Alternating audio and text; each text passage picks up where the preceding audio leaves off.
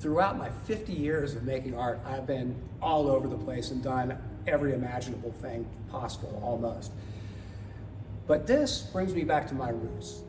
Hello, I'm Peter Winant, and I recently retired from George Mason University's School of Art, where I was a professor in sculpture for 20 years. I started off as a figurative sculptor, and about 12 years ago did a project for Tyson's Corners with my colleague Tom Ashcraft, where we modeled indigenous birds of the district area and then cast them in bronze, put them out through the mall.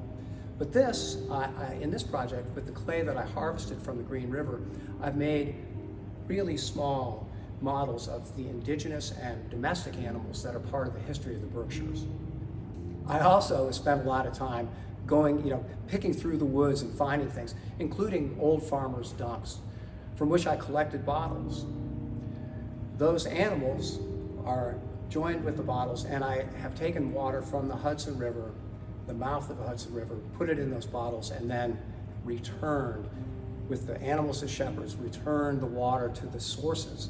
They're very, very beginning sources in the Berkshire Mountains, with the wish, may your waters always return, that the cycle of life remains constant and assured. There are two other animals in this display, and they're native fish, the brook trout and the sucker. They are floating on a river that is composed of a piece of wood from a beech tree that was a seedling in 1630s, by estimate, from looking at the rings that were from that piece of wood. So again, this idea of things that are given to us from nature. This was cut from a beam that was hand-hewed as part of a house up in the Berkshires. And I think about the hands that made this piece, this beam, and now it's being kind of integrated back into the work. But the idea of a tree that was a seedling 300 years ago is pretty amazing. So it's great being here in the Science Center as an artist. I felt for a long time that artists and scientists are really closely aligned. The difference perhaps being that science embraces mystery and loves mystery, but eventually really wants answers.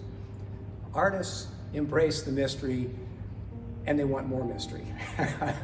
But we find it in facts. We find it in the things that are tangible, literally in our hands, and how we translate those into metaphor, but things that are also, observable and direct.